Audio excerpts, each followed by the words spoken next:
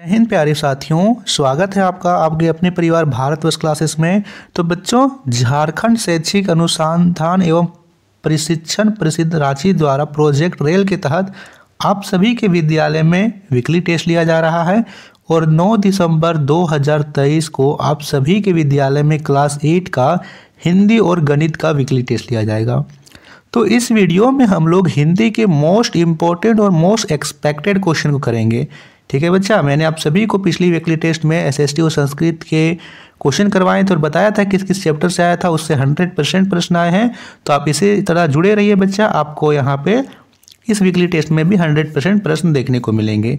तो जल्दी से इस वीडियो को लाइक करेंगे और अपने अपने दोस्तों को शेयर कर देंगे। चलिए बच्चा स्टार्ट करते हैं। तो पहला प्रश्न दिया गया है, इनमें से कौन से वीर झारखंड से संबंधित हैं? विकल्प दे रखा है, ए तिलक मांझी, बी गणपत राय, सी अनामत अली या डी इनमें से सभी। बताइए बच्चा इसका सही उत्तर क्या होगा, है ना। झारखंड से संबंधित है तो यहाँ पे तिलक मांझी, गणपत राय, अनामत अली ये सभी जो हैं वो झारखंड से संबंधित है, यानी यहाँ पे डी विकल्प एकदम सही उत्तर होगा, पहले प्रश्न का डी उत्तर। दूसरा प्रश्न दे रखा है, भारत की शासन व्यवस्था की नींव क्या है? मोस्ट इंपॉर्टेंट क्वेश्चन है, बताना है। पुलिस, राष्ट्रपति, संविधान या इनमें से कोई नहीं। बताइए इसमें से कौन सा उत्तर होगा। शासन व्यवस्था की नींव किसे बोला जाता है?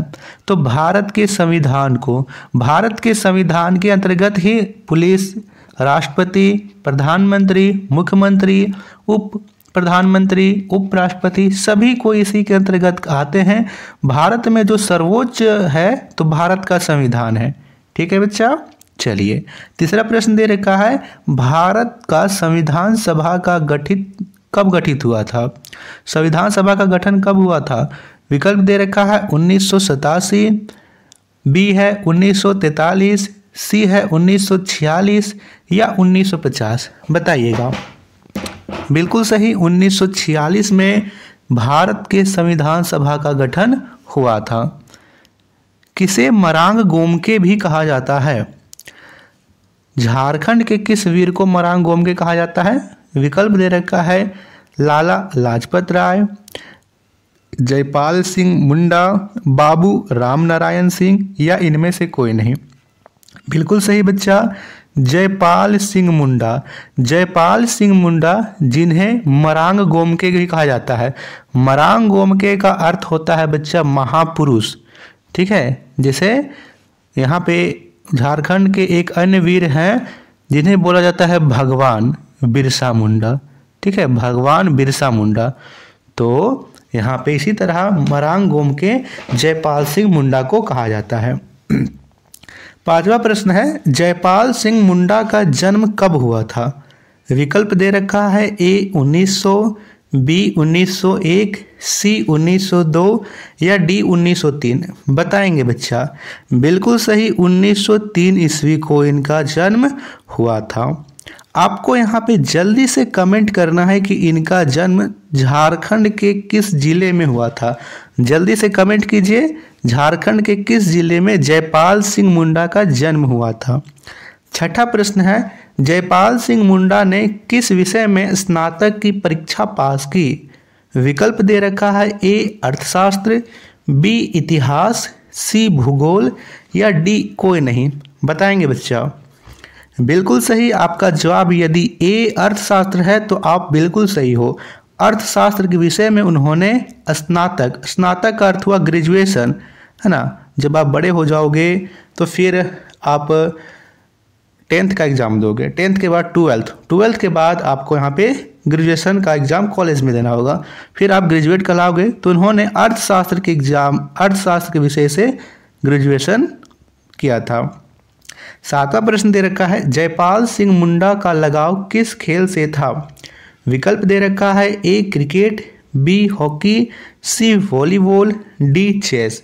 और सिर्फ लगाव ही नहीं था, ये इस खेल को अच्छे से खेलते थे और इन्होंने ओलंपिक लेवल पर इस खेल को खेला था।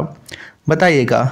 बिल्कुल सही बच्चा, बी हॉकी, हॉकी से इनका विशेष लगाव था और इन्होंने 1928 ईस्वी में एम्स्टर्डम में हॉकी में खेला और वहाँ पे स्वर्ण पदक भी जितवाया था। 8वां प्रश्न दे रखा है, विद्वान का स्त्रीलिंग रूप क्या होगा? विकल्प की बात करें तो विकल्प दे रखा है ए विद्यावती, बी विद्यवानी, सी विनया या डी विदुषी। बताएंगे बच्चा। बिल्कुल सही, डी विकल्प एकदम सही है, विदुषी। विद्वान का स्त्रीलिंग रूप विदुषी होगा। 9वां प्रश्न है, जो शब्द संज्ञा के स्थान पर प्रयुक्त किए जाते हैं वे शब्द क्या कहलाते हैं? ए विशेषण, डी क्रिया, सी सर्वनाम या डी क्रिया विशेषण। तो बच्चा यहाँ पे सही विकल्प होगा सी सर्वनाम। जो शब्द संज्ञा के स्थान पर आए उसे हम सर्वनाम बोलेंगे। जैसे मैंने एक वाक्य लिखा, राम जाता है। अब मैं यहाँ पे राम, जानते हो कि संज्ञा है, राम के जगह में यदि मैं लिख दूं कि वह जाता है, वह जाता है, तो यहाँ पे आप देख रहे हो कि राम एक संज्ञा है और संज्ञा के स्थान पे एक शब्द वह आया है, तो वह एक विशेषण है। ठीक है, याद रहेगा। चलिए, विशेषण के वैसे 6 प्रकार होते हैं, आगे फिर कभी आपको पढ़ा देंगे। 10वां प्रश्न है, उपकार शब्द में कौन सा प्रत्यय लगा है? प्रत्यय क्या है कि जो शब्द के पीछे जुड़ता है। तो एक शब्द है उप, उप में यदि हम कार जोड़ दें तो होगा उपकार। तो शब्द के पीछे उप, यहाँ पे कार जुड़ रहा है, तो कार ए विकल्प में है, कार होगा। ठीक है, तो ये था बच्चा 10 most important most expected question. यह सेट 1 था। इसी प्रकार के आपको डेली सेट मिलेगा, है ना। अब आपके वीकली टेस्ट और हाफ ईयरली एग्जाम के लिए मोस्ट इंपॉर्टेंट सेट मिलेगा, तो आप आने वाले सेट 2 को भी जरूर देखिएगा और आपके वीकली टेस्ट के लिए लगातार सेट मिलेगा। इसी प्रकार आपको हमारे गणित के द्वारा लगाए गए सेट को भी देखना है, जो कि आपको भारतवर्ष क्लासेस के ऑफिशियल चैनल पर भी देखने को मिलेगा। और इसकी PDF हमारे Telegram channel Bharatvarsh classes official पर अपलोड कर दी जाती है। चैनल का लिंक डिस्क्रिप्शन में है, तो जल्दी से ज्वाइन कीजिए। थैंक यू बच्चा।